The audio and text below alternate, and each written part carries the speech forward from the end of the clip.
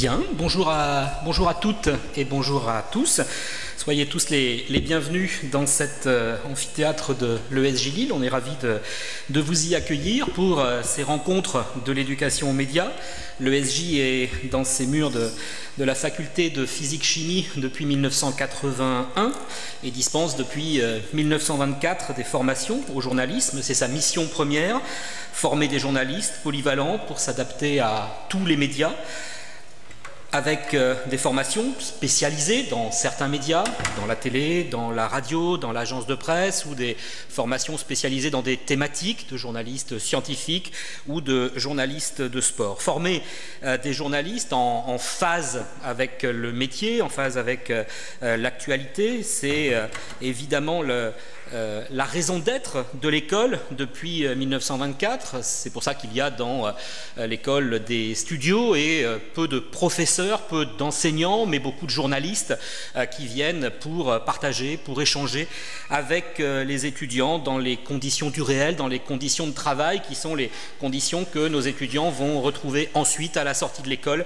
à l'intérieur de la profession, ou même d'ailleurs pendant leur cursus scolaire à l'intérieur des médias qu'ils peuvent fréquenter, côtoyer. Cette mission première existe, je le disais, depuis 1924. Elle a évidemment évolué au fil du temps, avec l'évolution de la société, avec l'évolution des attentes des médias, attentes du public également. La mission de l'école s'est élargie au fil des années.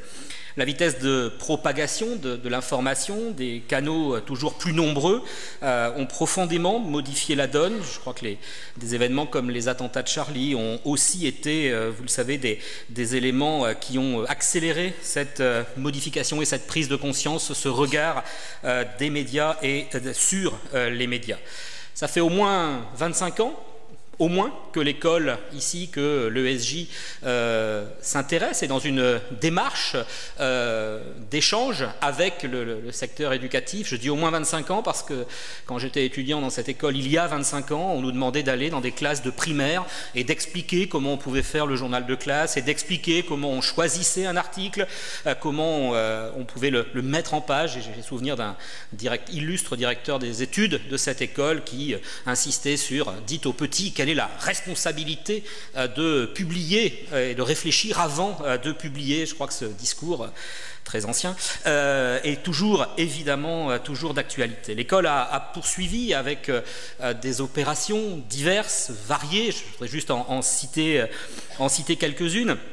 Dans ces relations avec le monde éducatif, avec l'extérieur, pas uniquement le monde éducatif. Je pense à toi, Président, qui a mis en relation des jeunes des quartiers avec des jeunes de l'école pour couvrir la dernière élection présidentielle, initiative qui était saluée hier soir par Emmanuel Macron à la Condition publique à Roubaix, initiative Condition publique, haut-parleurs et ESJ Lille, d'ailleurs dont il sera question dans une table ronde cet après-midi. Des opérations comme Lille en quartier, devenu quartier en or, un site dédié aux Lille populaires, aux quartiers populaires, où des étudiants de l'école et des habitants peuvent se croiser pour combattre ensemble les clichés ennemis du journaliste. On reparlera dans une table ronde également de ces autres ennemis de la profession. Le projet Jeunes Reporters, depuis 5 ans maintenant, l'école travaille avec le conseil départemental du Pas-de-Calais pour accompagner des collégiens dans la découverte du métier. Cette année, ce sont 4226 élèves et 150 enseignants qui ont été directement impliqués dans ce dispositif-là. Il y en a d'autres, je ne vais pas tous les citer, les stages de découverte à destination des jeunes que nous avons mis en place récemment, l'accueil des scolaires depuis plusieurs années, des groupes de scolaires, soit dans leurs établissements, soit à l'école, avec lesquels nous travaillons sur justement une pédagogie et une explication des médias. Je pense aussi, au-delà de ces opérations menées par l'ESJ, à tous ces étudiants formés à l'école et sensibles à ces questions d'éducation aux médias, certains d'ailleurs avant même leur entrée à l'école, ou d'autres qui ont été sensibilisés pendant leur parcours. Je suis heureux de revoir pas mal de têtes connues dans cette maison, et sans aucun ordre protocolaire, Lucas Roxo, qui est l'un des premiers à avoir travaillé dans une résidence de journalistes, c'était à Roubaix, Delphine Roucotte, qui sera avec nous tout à l'heure, ou qu'il est déjà, pardon, j'ai pas vu encore peut-être tout le monde, pour évoquer Entre les lignes, une association d'éducation aux médias qui anime des ateliers auprès des jeunes collégiens et lycéens, Nassira El Mouadem qui dirige le Bondi Blog, plein d'autres, Flora Bellouin, je parlais tout à l'heure de toi président, et avant eux Luc Bronner, Aline Leclerc qui encore une fois à l'école et à leur sortie de l'école se sont emparés de ces thématiques. Je le dis, j'ai peur d'oublier du monde, c'est probablement le cas. Impliqué de fait dans ces thématiques, aujourd'hui l'ESJ souhaite coordonner un peu plus ces actions, souhaite les organiser, souhaite les développer, également après les avoir testées, telles que je viens de l'évoquer, sur le terrain, dans les salles de rédaction, dans les salles de cours, pendant de nombreuses années. C'est un peu une démarche à l'opposé des chercheurs, c'est-à-dire qu'on a d'abord appliqué sur le terrain et que l'on est dans une phase beaucoup plus de retour d'expérience depuis de longues années et de travail maintenant pour beaucoup plus organiser et théoriser ce nouvel axe de développement. Nous ne sommes bien évidemment pas les premiers à nous emparer de cette thématique, et on n'a d'ailleurs nullement cette prétention. De nombreuses autres initiatives existent, perdurent, et elles seront évoquées largement aujourd'hui. Je suis ravi de voir et d'accueillir Jérôme Bouvier des Assises du journalisme, et les Assises à Tours maintenant organisent également depuis longtemps des ateliers consacrés à l'éducation aux médias et à l'information. Les travaux du Clémy, évidemment, des initiatives comme Média Éducation, comme Interclasse, Entre les lignes, je l'ai cité, comme le réseau et du média dans la région. J'en oublie là aussi de nombreuses autres. La guerre est une chose trop grave pour la confier à des militaires, disait Clémenceau. Nous sommes persuadés à l'école que l'éducation aux médias est une chose trop importante pour être uniquement confiée ou à des journalistes ou au monde éducatif. C'est un problème beaucoup plus important et beaucoup plus large que cela, et je pense que c'est un débat qui doit absolument mobiliser l'ensemble des acteurs de la société. Le divorce entre les journalistes et le grand public est largement entamé depuis plusieurs années maintenant. Les théories du complot, on va en parler très bientôt, se propagent de plus en plus vite et touchent toutes les composantes de la société, toutes les catégories socio-professionnelles. Ça se fait évidemment au détriment de la parole journalistique. Sur le terrain, les questions sont de plus en plus nombreuses. Très régulièrement, des étudiants à l'école, ici, en formation, nous disent être obligés de se justifier, d'expliquer ce qu'ils font et sont accueillis, je ne dirais pas avec des lance-pierres, mais en tout cas avec en face une hostilité ou une incompréhension qui est absolument évidente. Les médias ont un alphabet auquel les citoyens, et plus particulièrement les jeunes, qui sont les cibles premières de l'entreprise de désinformation, doivent être sensibilisés. Avant de laisser la place à la première conférence de la journée, je voudrais insister sur le fait que l'acquisition par l'école de ces expériences de terrain sont aujourd'hui vraiment simplement et humblement la volonté, l'ESJ a la volonté de partager cela, d'essayer aussi de faire grandir son expertise sur ce sujet-là et de mettre en place une pédagogie de l'information qui soit transversale, je l'ai évoqué, qui soit cohérente avec un mouvement d'ensemble qui puisse se développer. Je voudrais remercier la préfecture du Nord, Sophie Élyséon notamment, préfète déléguée pour l'égalité des chances, qui vient de quitter le département pour rejoindre le territoire de Belfort et qui nous a soutenus et aidés dans plusieurs de nos opérations. Le centre de ressources politiques de la ville, l'IREV des Hauts-de-France, l'IEP Lille, avec qui l'école est ravie de collaborer. D'ailleurs, la dernière conférence de la soirée aura lieu dans les nouveaux amphis flambant neufs de Sciences Po Lille, qui sont juste au bout de la rue pour ceux qui ne le connaîtraient pas. Et je voudrais aussi remercier quelqu'un sans qui cette journée, vos prises de parole et les échanges qui vont suivre n'auraient pas eu lieu. Elle l'a organisé avec beaucoup de savoir-faire, donc je voudrais remercier chaleureusement Elisa Thévenet qui a à nos côtés organisé cette journée avec les permanents de l'école qui l'ont aidé, au premier rang desquels Anne Boucher, Boucher et les étudiants qui vous ont accueillis et qui seront avec vous, vous les reconnaîtrez facilement tout en rouge, pour distribuer la parole. Enfin, remerciements tout aussi chaleureux au groupe Humanis et à Vincent Guérinet, à qui je vais laisser la parole quelques instants. On se retrouve juste après pour la première table ronde. Merci à vous. Première conférence, pardon. Les tables rondes suivront.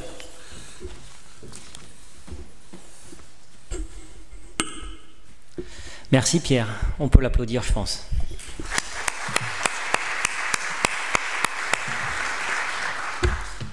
Alors moi je vais monopoliser la parole à peu près 1 minute 30 maximum. Écoutez, je suis Vincent Guérinet, comme Pierre l'a dit, je fais partie du groupe Humanis, groupe de protection sociale dont l'ADN est en partie de la région Hauts-de-France. Nous on est partenaire de l'ESJ depuis plus de 2 ans maintenant. Quand Yves Renard, donc, qui travaille en étroite collaboration avec Pierre, est venu nous voir pour nous dire ben voilà, on a un projet et on voudrait faire les assises de l'éducation médiatique à l'ESJ, les premières. Et donc avoir une aura aussi nationale à partir de cet événement-là. Forcément, nous, ça nous a intéressés, d'autant plus que, et je remercie cette fois-ci Séverine, parce que c'est le moment des remerciements, qui est ma responsable et qui est à la tête des relations médias du groupe, qui a tout de suite dit oui pour soutenir le projet. Projet que nous, on trouve déjà très bien et qui s'inscrit aussi dans nos valeurs. Humanis est un acteur majeur dans l'économie sociale et solidaire, notamment dans les Hauts-de-France. On est la 2e structure à avoir l'impact social le plus important avec le conseil régional. Et quand effectivement Yves sort de son chapeau des dispositifs comme celui-là, on est forcément ravis d'en faire partie. Voilà, donc aujourd'hui, je voulais surtout remercier Pierre et Yves et tous ceux qui ont contribué à rendre possible cet événement. On vous soutiendra encore dans tout ce que vous ferez, d'aussi bien durant toutes les années à venir, et tout ce qu'on a avec vous, on espère effectivement le pérenniser. Donc un grand bravo à tous et bonne journée à tout le monde. Merci. Merci Vincent.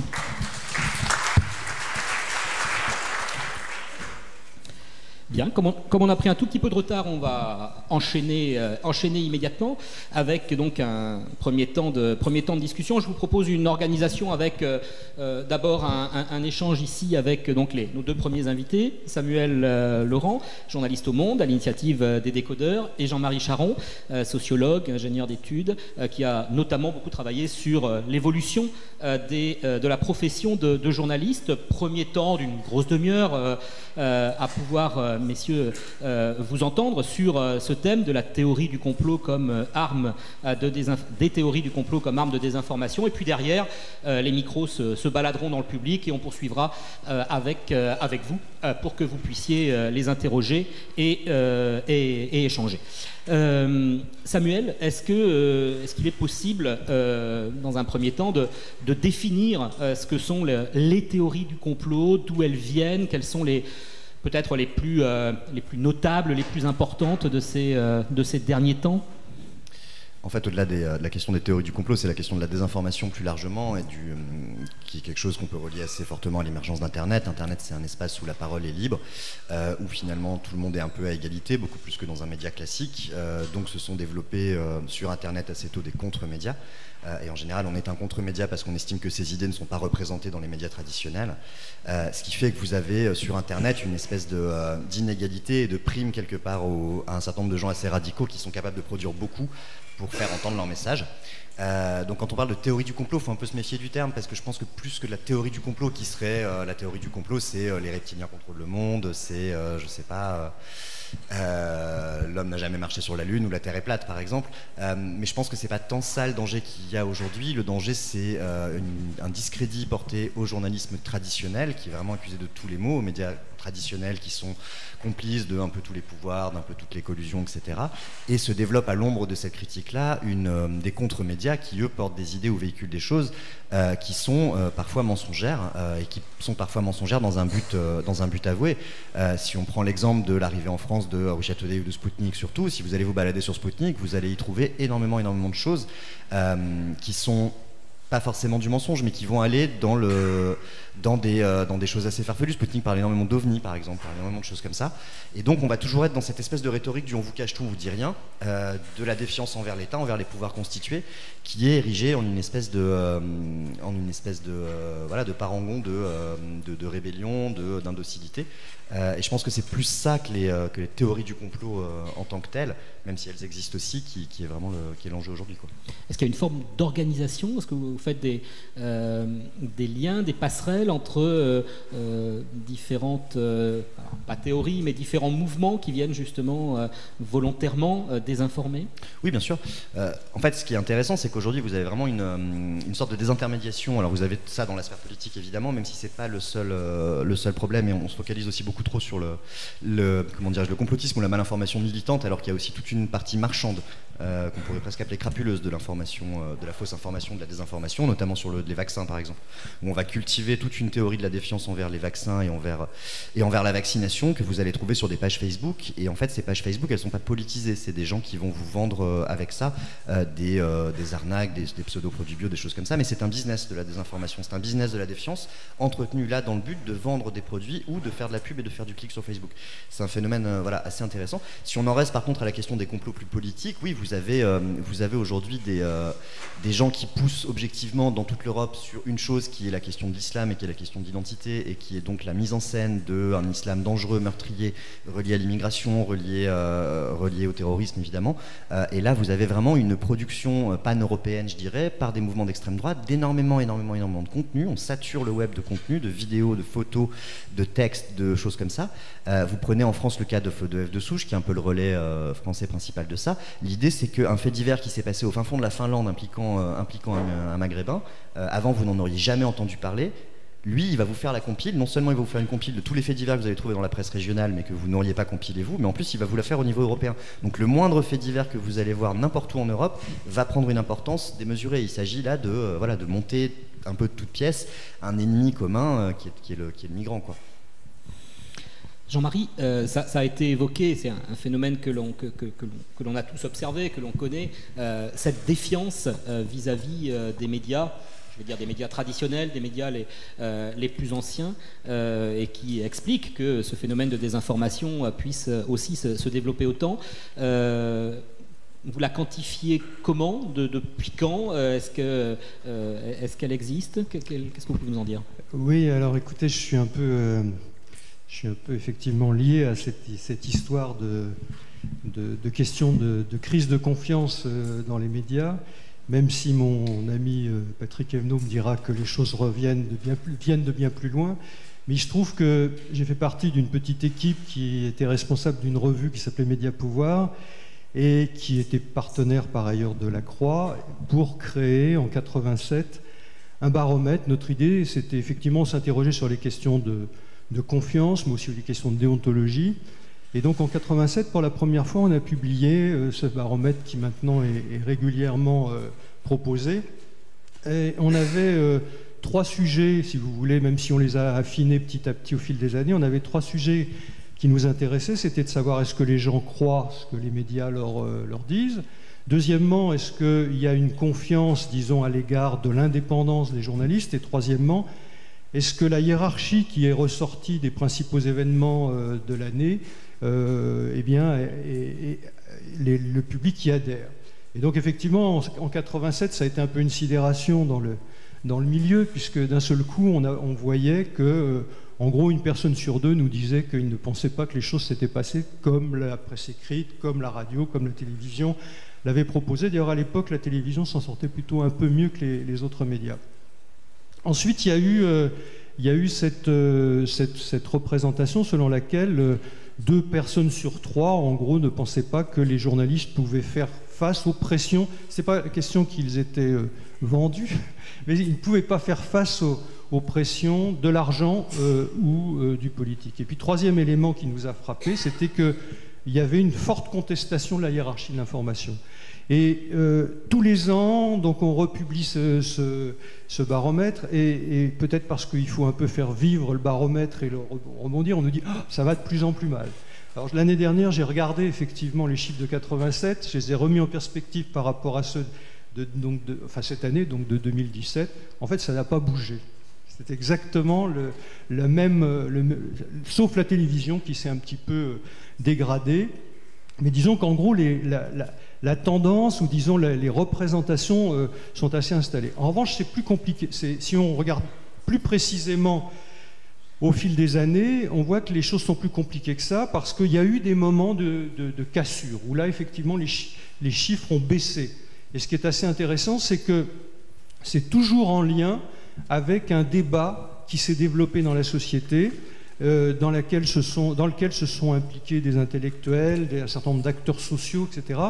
Et donc on va retrouver, par exemple, on a eu Timisoara et la guerre du Golfe, hein, donc là on va dire c'est les grosses bavures des médias, les bavures plutôt là dans la manière d'appréhender les questions internationales, et des choses comme ça. Ensuite on a évidemment 95, et là c'est cette espèce de divorce, hein, qui fait beaucoup toujours commentaire d'ailleurs dans le débat autour de la question de la crédibilité des médias, c'est-à-dire pourquoi les médias ont dans un premier temps plutôt été assez favorables aux réformes qui étaient en cours que le gouvernement voulait faire passer à ce moment-là, et puis effectivement un mouvement social extrêmement important. Bon, je vous passe le reste. Il y a évidemment bien sûr 2005 au moment du référendum. Donc on voit qu'il y a là une donnée qui est forte. Moi, il me semble que, pour revenir à la question de la désinformation et à la question du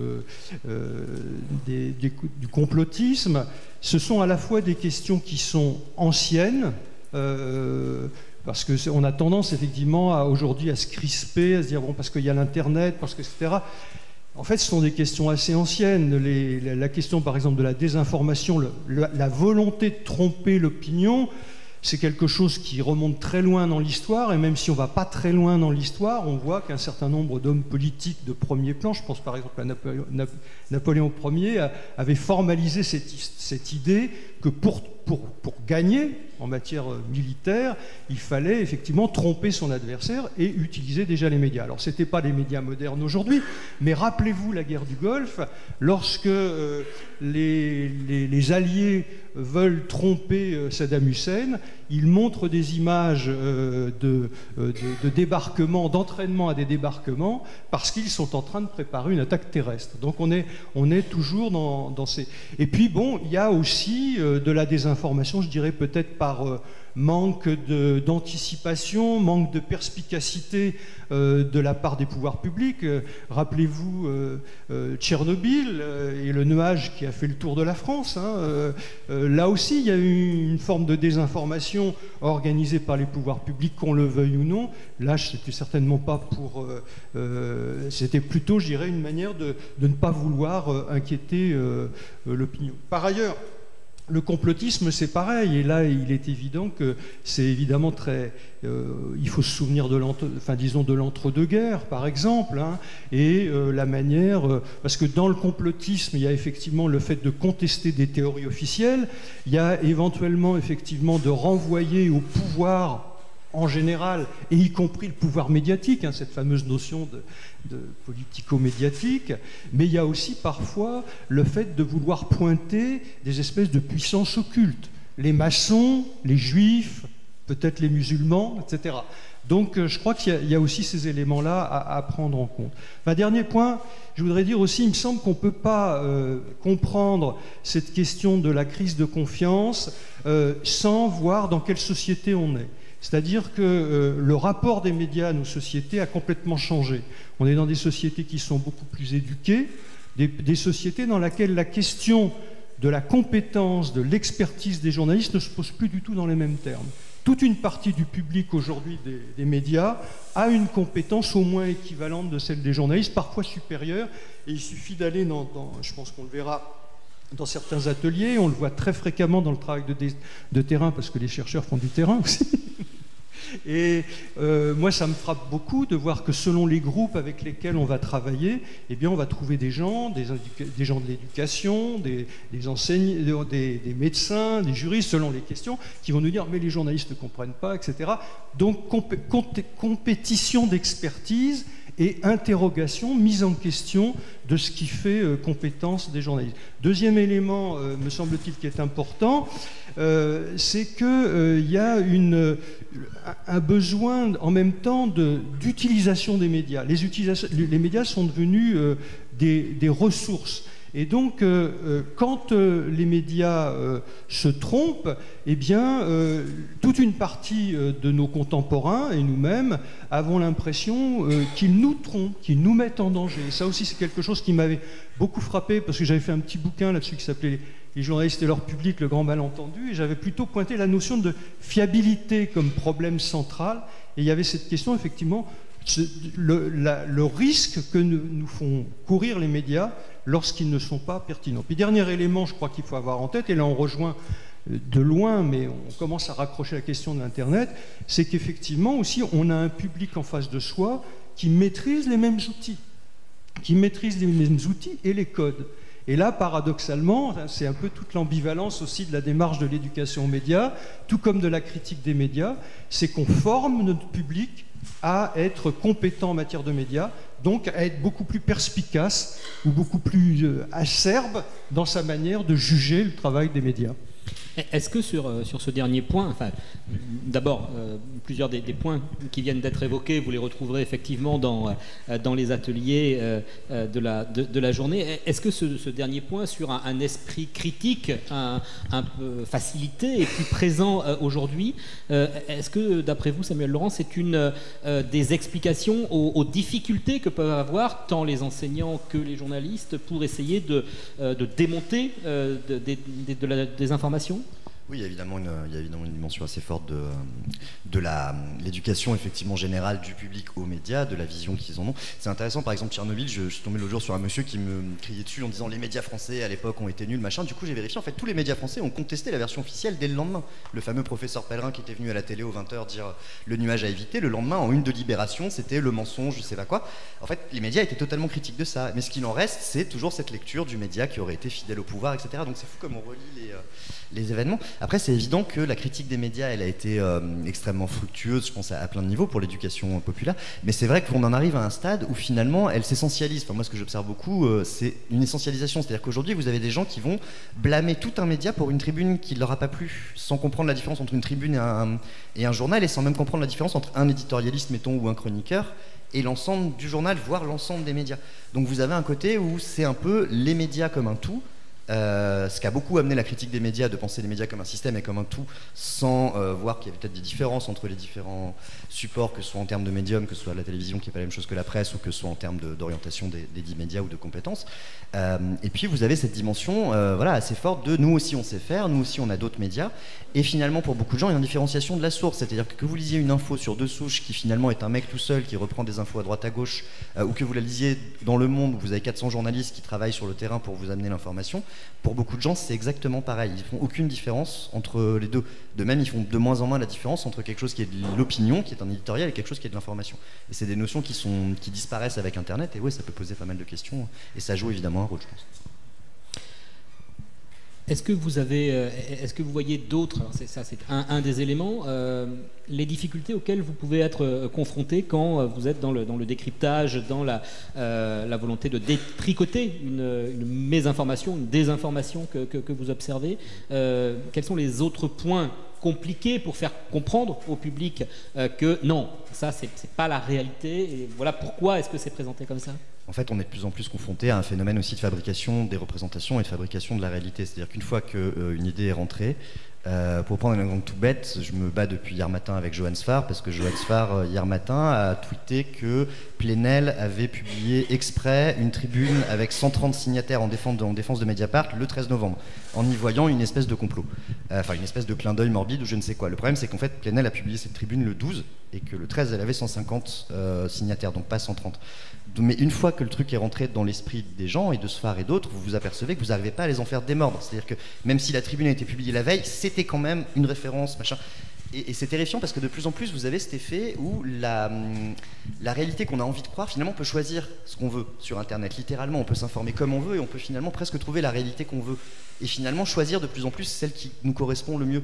C'est sans doute aussi une des évolutions intéressantes. C'est avant, un journal, ça vous forçait un petit peu plus peut-être à lire des choses que vous n'auriez pas lues. Vous vous intéressez à des sujets externes. Aujourd'hui, de plus en plus, c'est des effets, ce qu'on appelle les bulles de consentement. Vous n'allez vous intéresser qu'à un certain type de sujet, d'où des phénomènes comme ça moutonniers de bulles. Et l'autre phénomène qui est assez consubstantiel des réseaux sociaux, c'est aussi ce phénomène très émotionnel où finalement le partage et la valeur de l'information devient beaucoup plus l'émotion que l'intérêt qu'elle peut avoir plus intellectuel, on va dire. Donc vous partagez à l'émotion, vous réagissez à l'émotion, et l'émotion n'est pas un très bon guide de la vérité. Et en général, quelqu'un à qui vous dites, là vous vous trompez, vous êtes en train de balancer quelque chose de faux, enfin moi je le vis tous les jours au quotidien, c'est oui c'est faux mais ça pourrait être vrai, par exemple, classique. C'est littéralement ce que les gens vous disent, hein. Oui c'est faux mais ça pourrait être vrai. Donc en gros, peut-être cette image est fausse mais le fond de ce que je dis est vrai et ça valide quand même le fond de ce que je dis. Donc vous avez de plus en plus de mal à sortir à sortir des têtes une conviction une fois qu'elle y est rentrée, quoi. Marie ? Oui, je crois qu'en même temps, il faut dans l'évolution dont on parle, il faut évidemment reprendre un peu, remettre en perspective la manière dont le public a lui-même été confronté à une transformation complète du paysage des médias. Alors si on veut, il y a énormément d'éléments à mettre en évidence, mais évidemment il y a les phénomènes d'accélération, le phénomène d'avoir affaire à des médias qui livrent instantanément de l'information ou qui vont même capter des événements en direct. Donc on rattache souvent l'Internet à ce phénomène, mais c'est plutôt pour moi l'information en continu qui a amené ce phénomène-là. Et ça devrait susciter dans l'éducation aux médias, je crois que ça fait partie c'est une des composantes, de comprendre que selon la temporalité, selon effectivement les moyens qu'un média peut mettre en place, effectivement la fiabilité de l'information peut changer. La deuxième dimension évidemment très importante, c'est la multiplicité, là, ce que vient d'évoquer Samuel, c'est la multiplicité des sources, à la fois les sources médiatiques et celles qui sont hors médias, mais même rien que les sources médiatiques, et effectivement avec une hétérogénéité très grande. Enfin, le dernier élément sur lequel je voudrais insister, on y reviendra certainement, on a tendance à dire ou réseaux sociaux ou plateformes d'échange, etc. Je crois que ce qui est surtout important, enfin moi ce que j'avais un peu souligné dans le rapport que j'avais remis à Fleur Pellerin il y a quelques années, c'est qu'on est confronté à une transformation dans le rapport aux médias, moi ce que j'appelais effectivement le rapport traditionnel de type vertical, hein, c'est-à-dire une rédaction s'adresse à un public, ou un public se tourne vers un média pour s'informer, il a une confiance dans un certain nombre de médias. On est en train de passer à un système qui est de type que j'appelle moi horizontal, c'est-à-dire qu'effectivement on va s'appuyer sur des ressources qui sont disponibles, réseaux sociaux, moteurs de recherche, plateformes d'échange, et c'est dans un second temps effectivement que l'on va accéder éventuellement à des ressources médiatiques, mais aussi à des tas d'autres ressources. Donc ça a un effet évidemment de banalisation, d'aplatissement un peu de ce que sont les ressources disponibles. Et ce n'est pas un phénomène marginal, hein. C'est vrai, en France, on n'a pas d'études très robustes sur le sujet, mais en Amérique du Nord, maintenant, c'est le cas. La dernière étude du Pew Research Center montre qu'en gros, pour le public américain, entre moteurs de recherche et réseaux sociaux, on est en gros à 50% du public qui s'informe par ces supports-là, d'abord.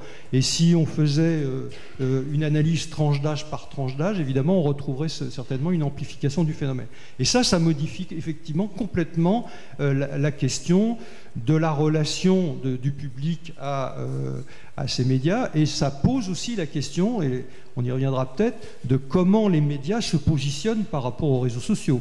C'est par exemple, dans la stratégie du journal de Samuel, on voit bien qu'il y a, s'appuyant sur la force de sa marque, s'appuyant sur la force de ses ressources éditoriales, de toute évidence une volonté d'affirmer la nécessité de se tourner vers le monde et de se tourner et de s'abonner au monde, et plutôt que d'autres qui vont, parce qu'ils n'ont pas cette force-là, Par exemple, je disais que La Voix du Nord, dans sa stratégie, va proposer une offre gratuite, hein, enfin, c'était déjà le cas, en utilisant la ressource des réseaux sociaux, notamment de Facebook. Il faut voir qu'effectivement, là, on a, du coup, chacun des médias se positionne par rapport à cette question de comment notre public accède à notre information alors qu'il est sur ce mode de recherche où il va aussi bien trouver des groupes de pression, des entreprises, des partis politiques, etc., des officines diverses et variées, et des médias qui vont... et avec cette difficulté de ce qu'on appelle, hein, pour Facebook, la bulle, hein, le phénomène de la bulle, c'est-à-dire on va être en même temps... on va tendance à circuler dans une partie de l'information, une partie du sujet d'information, et puis à avoir plutôt confiance dans ceux qui nous ont recommandé plutôt que dans la source. Et donc là, il y a un gros enjeu, effectivement, de crédibilité pour les sources d'information. Je vous propose de passer à la phase de questions que vous voudriez poser à Samuel Laurent, à Jean-Marie Charon. Il y a des micros qui se baladent, c'est cela ou...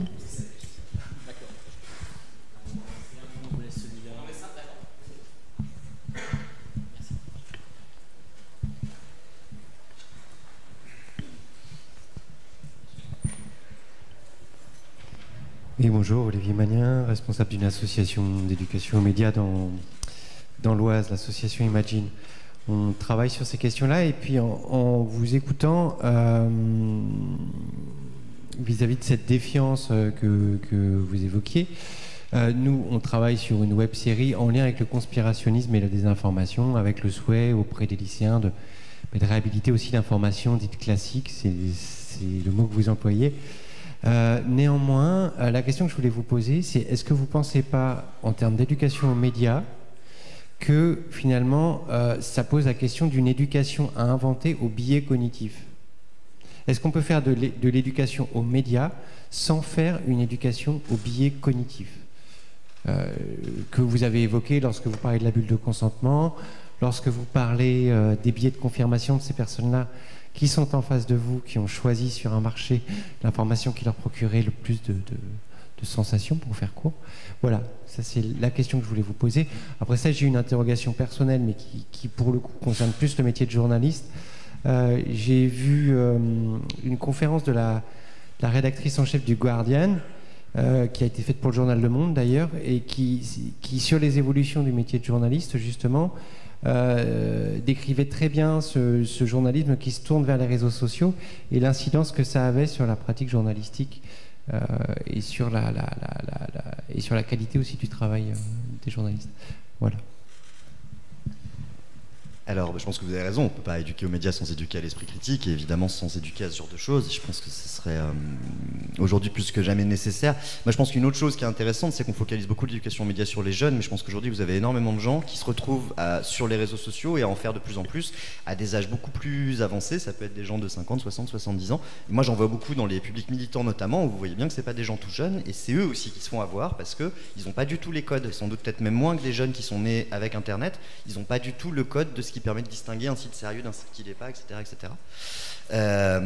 Après, sur les réseaux sociaux et le journalisme, il y aurait des heures et des heures de conférences à faire. Hein. C'est évidemment un vrai sujet, et notamment nous au Monde, on se pose aussi la question d'un autre problème qui est inverse, qui est intéressant aussi, qui est dans quelle mesure les réseaux sociaux nous poussent pas, nous journalistes, à descendre un peu de pas de notre piédestal, mais à se moquer nous aussi et à rentrer dans cette espèce de grand jeu aussi que vous avez sur les réseaux, sur Twitter, où on va faire une petite blague sur le politique qui sort une petite phrase, on va utiliser des effets de montage, de troncature, parce qu'on va prendre une phrase dans un grand discours et on va gloser sur cette phrase, alors qu'en fait si vous preniez tout le passage c'est plus intéressant, et on s'interroge de plus en plus nous sur quel rôle on a à tenir sur les réseaux et comment on est censé agir. Qu'est-ce que vous faites quand vous êtes interpellé? Est-ce qu'il faut répondre ou pas? Pour répondre beaucoup, je peux vous dire que c'est très vite fatigant, mais moi je pense que c'est nécessaire. Maintenant c'est effectivement beaucoup de perte de temps. Est-ce que ça doit être confié à des gens spécialisés? Comment on fait par rapport à tout ça? C'est vrai que c'est des grandes questions et que c'est des questions sur lesquelles les journalistes ne s'interrogent pas assez encore. Le New York Times récemment a mis en place des règles assez drastiques et assez draconiennes pour ses journalistes, donc moi personnellement je trouve un petit peu dur, mais pourquoi pas, il y a une logique aussi. Les règles, c'est notamment de dire, avant de faire un tweet, demandez-vous, est-ce que ce tweet c'est bien à vous de le faire? Est-ce qu'il va servir votre journal? Est-ce que c'est pas un autre journaliste de le faire? Ce genre de choses, donc ils vont assez loin pour appeler leurs journalistes à la sobriété sur les réseaux. Et c'est des vraies questions qu'il faudrait peut-être qu'on se pose plus collectivement.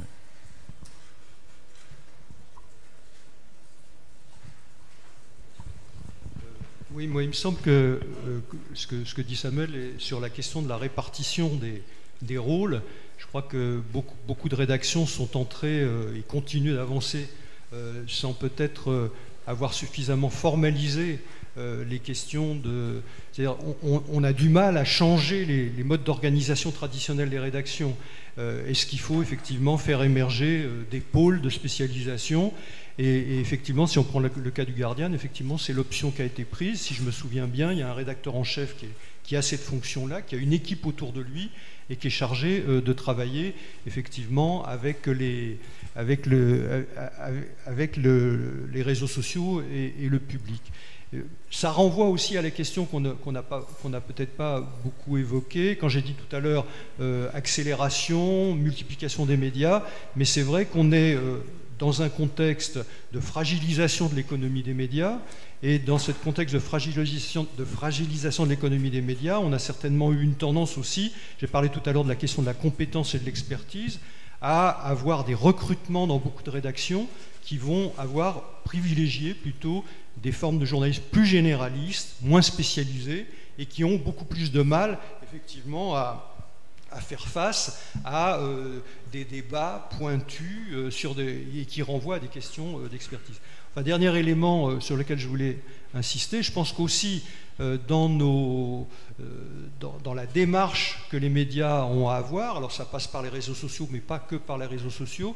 Tout à l'heure, on a parlé, on n'en a pas vraiment parlé, mais on va parler sûrement du fact-checking, mais je pense qu'il y a aussi la notion de making-of, c'est-à-dire cette notion d'expliquer comment on travaille. Je pense que par exemple ce que fait l'AFP est très très intéressant, hein, c'est-à-dire ce dispositif qu'ils ont mis en place où un certain nombre de journalistes régulièrement abordent des questions et expliquent dans quelles conditions ils ont traité ou eu du mal à traiter un sujet. Je pense que cette notion de making-of, elle n'est pas suffisamment investie par les médias. A priori, la création de médiateurs ou d'ombudsman aurait pu être l'opportunité justement pour développer cette forme de making-of. Peu de médias finalement y ont recours, Le Monde y a recours, dans l'audiovisuel public on a ce phénomène de médiateur, mais on voit bien qu'il n'a pas pris toute la place qu'on aurait pu imaginer justement dans ce travail d'explication, d'explicitation des contraintes qui sont celles des journalistes et puis des difficultés, voire de l'explication de pourquoi on se trompe. On a, dans le travail par exemple des ombudsman, au moment où ils sont apparus, plutôt dans les années 80-90 aux États-Unis, il y avait nettement cette notion éventuellement de contre-enquête. Quand des médias français, sur des sujets qui ont été délicats, compliqués à aborder, ont eu recours à ces contre-enquêtes. Si on reprend le cas de Timisoara que j'évoquais tout à l'heure, je crois qu'il n'y a que Libération qui, à l'époque, avait refait une contre-enquête et avait publié une contre-enquête pour expliquer pourquoi, effectivement, il y a eu ces erreurs faites à l'époque. Oui, bonjour, François Laboulé, je travaille à l'Association nationale des CMA, un mouvement d'éducation populaire.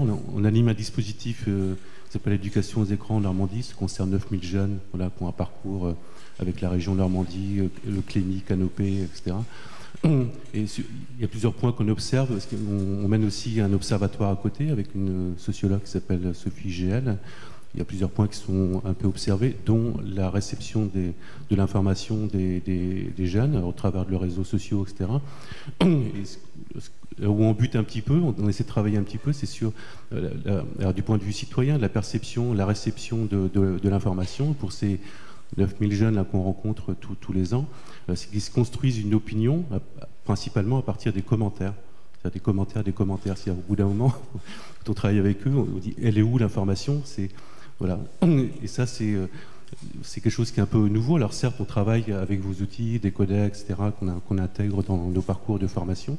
Mais au-delà de ça, c'est un usage individuel. C'est comment on passe d'une pratique, une réception individuelle à un échange collectif pour échanger le point de vue. Parce que pour beaucoup de jeunes, le principal canal, c'est le smartphone et la construction d'une opinion principalement au travers des commentaires. Alors derrière ça, il y a leur argument ou leur... on va dire, c'est la liberté d'expression, voilà, quelque chose qui est assez flou dans le rapport de l'information, la presse, et la liberté d'expression, où tout le monde peut commenter tout, et comment se construit une opinion là-dessus. Voilà, je voulais partager nos réflexions et notre travail là-dessus, qui est assez compliqué.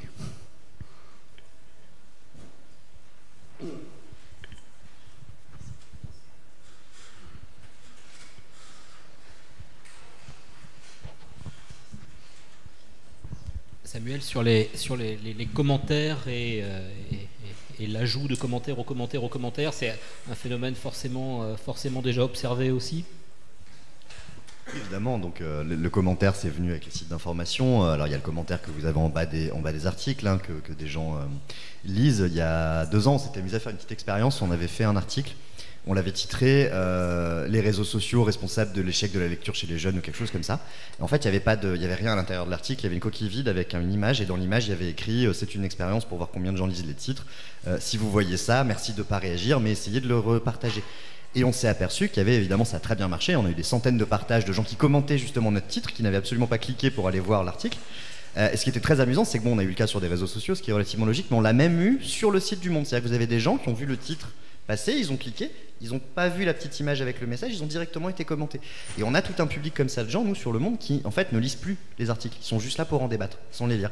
Et de plus en plus, vous avez ce phénomène où les gens effectivement commentent des choses qu'ils ne lisent plus. Enfin, nous, on ironise là-dessus parce que c'est des fois désespérant, mais c'est vrai. C'est-à-dire que vous avez un côté aussi où on va s'arrêter à la portion congrue de l'information, à un mot, à une phrase, à un truc très bref, sans forcément aller chercher le reste, sans forcément aller chercher plus de contexte. Et c'est sûr que c'est un phénomène qui est un peu compliqué et qui demande là aussi à beaucoup pousser pour dire arrêtez de vous émouvoir ou de vous énerver sur une phrase, essayez de comprendre l'ensemble du truc avant de commencer à vous énerver, quoi.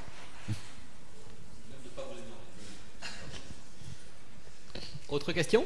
Oui, alors je m'appelle Guillaume Bouvier, donc je suis journaliste indépendant et je viens justement de commencer une résidence, donc je crois que ça sera le sujet juste après dans une des tables rondes. Donc pas très loin d'ici, dans le Pas-de-Calais et Calais. Et donc je faisais déjà un peu d'éducation aux médias à Lyon, d'où je viens. Et je constate que finalement les problématiques sont à peu près les mêmes. C'est qu'on a toujours, ce qui a été un peu abordé, ce problème aussi d'information du côté des enseignants. Parce que je crois depuis 4 ou 5 ans, l'éducation aux médias et à l'information est inscrite dans les programmes officiels. Simplement, il n'y a pas forcément de formation qui va derrière, et ce qui fait que les enseignants font aussi comme ils peuvent, et c'est tout à leur honneur. Je vais aussi faire une parenthèse dans mon cursus journalistique où j'ai été moi-même enseignant, donc j'ai pu voir que on ne nous donnait pas grand-chose.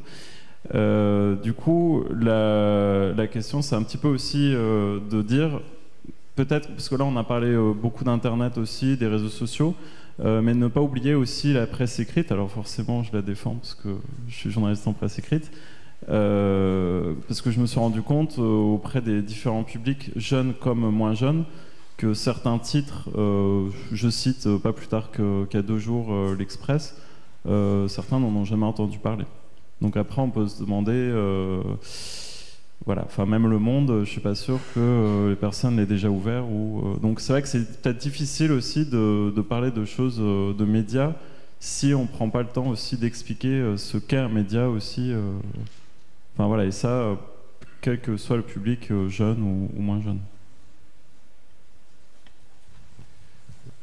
C'est-à-dire qu'on s'aperçoit qu'on est aujourd'hui confronté à une espèce de césure dans la société française entre une partie du public qui est éduquée, qui a de fortes utilisations de son information, soit pour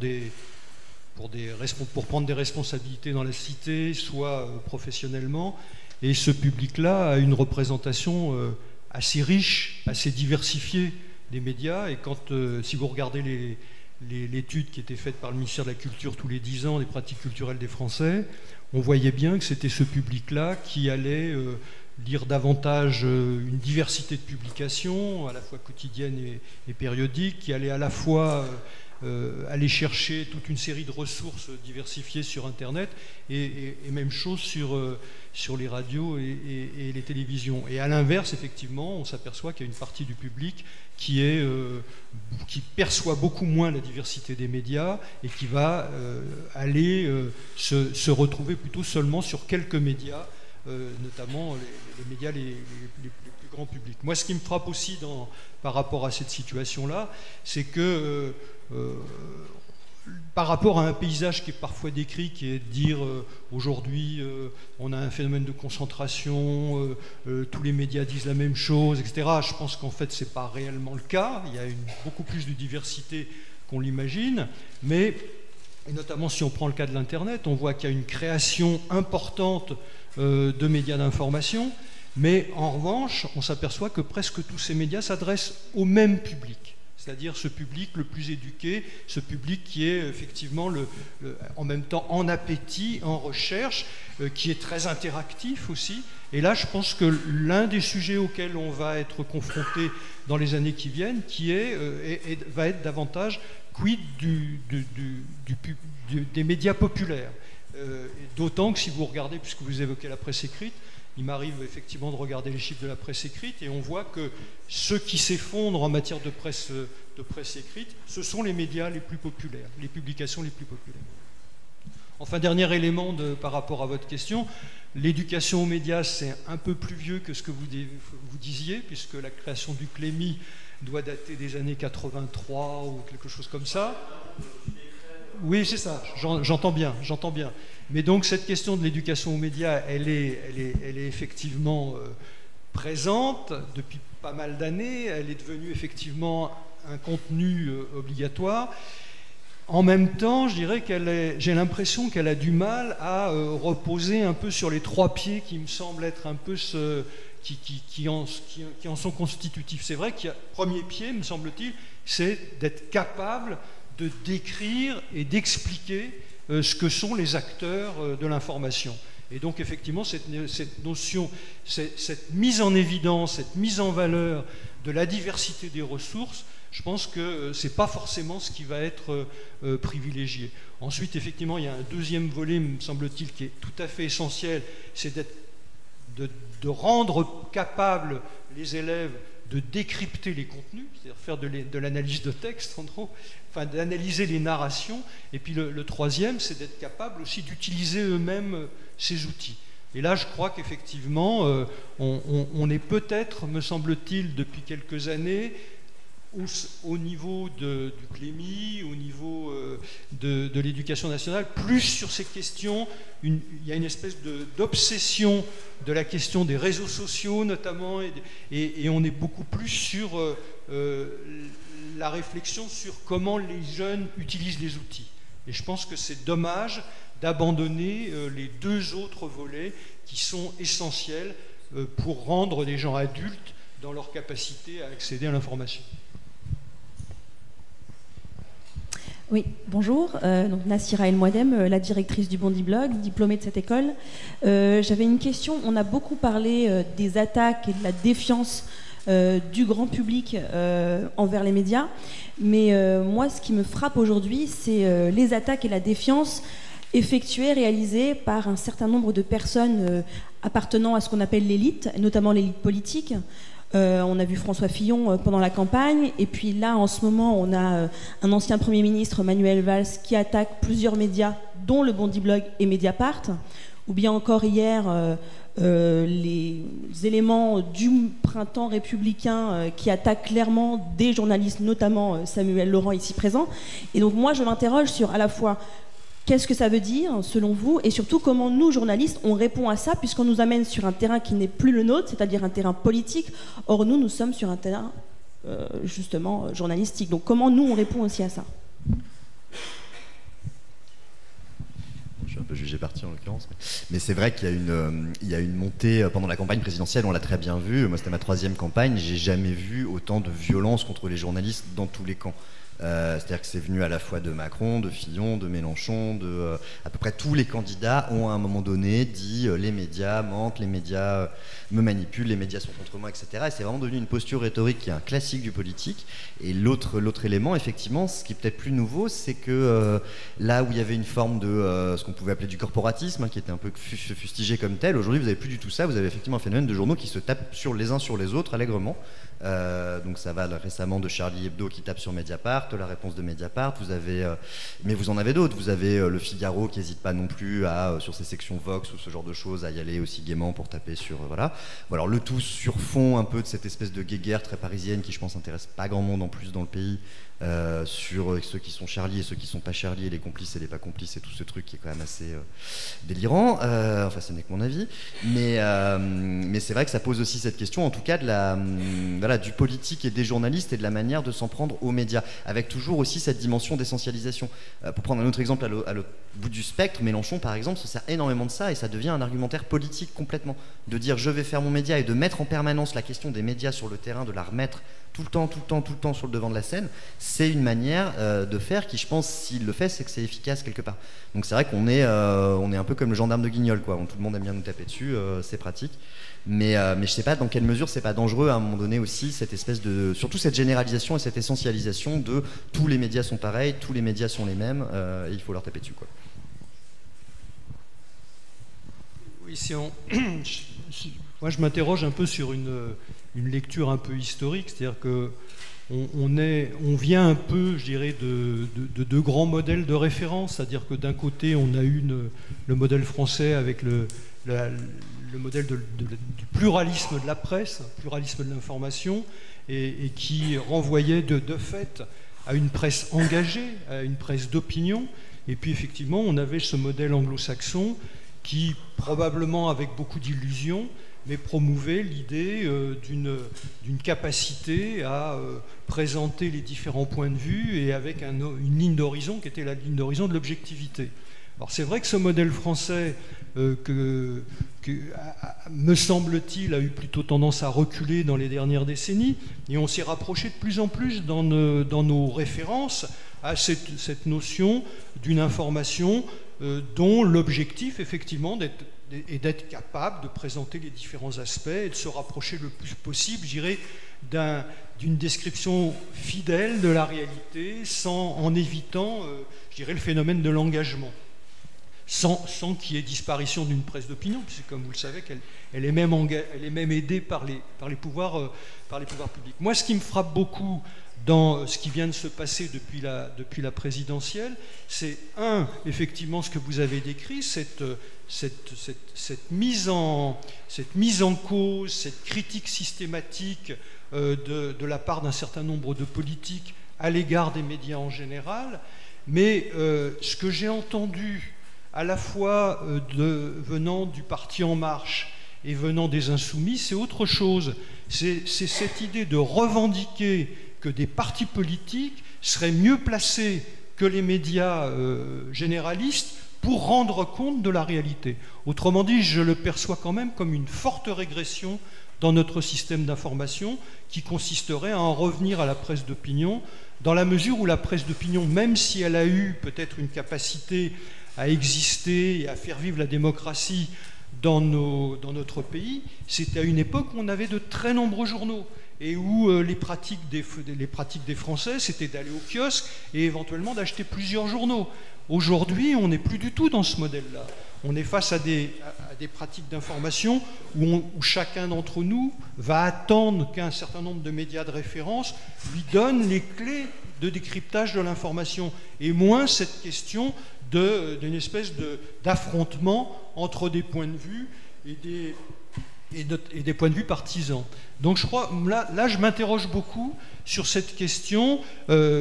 J'avais été frappé par exemple par cette déclaration de Mélenchon à propos des aides à la presse, disant il faudrait enlever une partie des aides à la presse, voire je sais peut-être toutes, à la presse généraliste, alors que la presse qui mérite vraiment d'être aidée, c'est la presse engagée.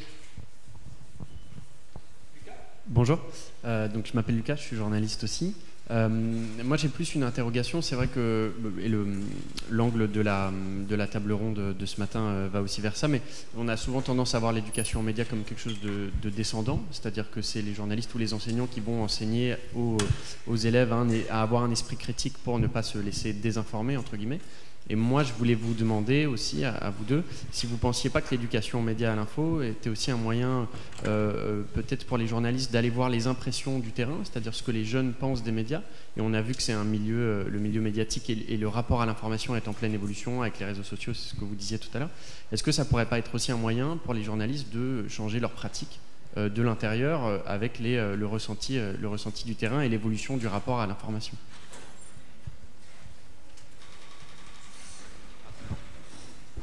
Alors si, bien entendu, moi c'est quelque chose que j'aime beaucoup faire parce que c'est très intéressant effectivement de se bousculer un peu dans ses certitudes et d'aller à la rencontre notamment de lycéens. Ça m'est déjà arrivé plusieurs fois et à chaque fois j'en ressors avec des choses assez étonnantes et des fois complètement contre-intuitives. Ça m'était arrivé, c'était quand il y a 3 ans, j'avais été dans un lycée de Seine-Saint-Denis et je m'étais aperçu que finalement de 2 choses. D'une part qu'il fallait absolument qu'on soit sur YouTube si on voulait exister auprès d'une partie de la population parce qu'en gros ils nous connaissaient absolument pas. Et ensuite que finalement les manières de s'informer étaient beaucoup plus classiques que ce que j'aurais cru chez des jeunes, c'est-à-dire qu'ils regardaient beaucoup la télé en fait et ils s'informaient avec le journal de 20h comme leurs parents, donc c'était pas voilà. Mais je pense que c'est quelque chose d'extrêmement important, je pense que beaucoup de journalistes si devraient le faire et qu'on souffre aussi beaucoup tous, enfin c'est ni nouveau ni très révolutionnaire ce que je vais dire, mais qu'on souffre un peu beaucoup de parisianisme et d'enfermement mine de rien dans un petit milieu un truc assez classique qu'on voit beaucoup, c'est que c'est vrai que de plus en plus les études journalistiques, moi j'ai un profil un peu atypique à ce niveau-là, mais les études journalistiques c'est un peu aussi, enfin moi je connais beaucoup de journalistes anciens par exemple de l'ESJ qui à Paris se voient encore entre anciens, et c'est normal, ils sont copains donc ils se voient entre potes de l'ESJ etc. Mais c'est vrai que ça fait des entourages et des relationnels qui sont quand même très endogames des fois, et c'est toujours intéressant d'aller un peu sortir de sa bulle et d'aller regarder un peu ce qui se dit ailleurs et ce qui se fait ailleurs, et effectivement notamment en termes de comment on pratique son métier, d'avoir un retour de quelqu'un d'extérieur qui est pas dedans, c'est toujours assez enrichissant je trouve. Une dernière question et après on va pouvoir passer aux tables rondes qu'on vous évoquera après. Oui, bonjour, donc moi je suis Claire Leproux, je produis les haut-parleurs qui donnent la parole à des jeunes reporters dans le monde, francophone notamment, ici aussi. Ma question elle est plus, j'ai l'impression pas beaucoup ou pas du tout évoqué le rôle des chaînes d'information. Et vous parliez tout à l'heure de l'absence du média, enfin en tout cas d'un déclin du média populaire, dans la presse écrite sûrement, mais est-ce que le relais n'a pas été pris par ces chaînes-là et quel rôle peuvent-elles jouer parce que, enfin bon, elles sont quand même nombreuses, très nombreuses, et ce qui est relayé par les réseaux sociaux vient aussi beaucoup de chez elles. Voilà, c'est une question. Écoutez, c'est souvent l'image que l'on a effectivement de certaines chaînes d'information en continu, et peut-être que BFM est particulièrement dans votre champ de vision, mais si vous regardez ce que sont les audiences de ces chaînes, et ce n'est pas un phénomène français, c'est un phénomène qu'on retrouve aux États-Unis, qu'on retrouve dans beaucoup de pays, ce ne sont pas des médias très populaires. Alors ils deviennent très populaires au moment où l'actualité s'emballe. Il est évident que lorsque, hélas, il y a 1 an, on a l'actualité qu'on avait, là, effectivement, vous avez qu'à regarder effectivement les courbes des audiences, vous voyez que BFM ou d'autres chaînes d'information, à ce moment-là, deviennent effectivement des médias très fréquentés. Mais en temps ordinaire, ce sont des médias à très faible audience, et Samuel a tout à fait raison, ce qui reste des grands carrefours d'information, ce sont quand même les journaux des chaînes généralistes.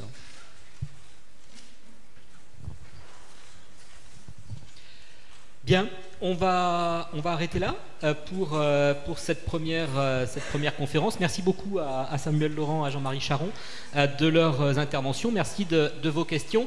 Je prolonge sur les 3 tables rondes qui vont suivre en vous donnant le lieu où elles vont se tenir. Dans le grand amphi ici, table ronde sur l'impact des mauvaises pratiques journalistiques sur la profession. Donc ceux intéressés par cette table ronde, vous pouvez rester ici. Dans le moyen amphi, c'est-à-dire juste derrière la porte qui est là, sur votre droite pour la plupart d'entre vous, en traversant le couloir, dans le moyen amphi, journaliste en résidence, un nouveau besoin, et dans la salle 2, qui est celle qui est juste derrière l'autre porte, celle-là, vous avez la 3e table ronde sur pourquoi et comment mettre en place une cellule éducation aux médias et à l'information au sein des rédactions. Les tables rondes commencent dans une petite dizaine de minutes. Merci beaucoup.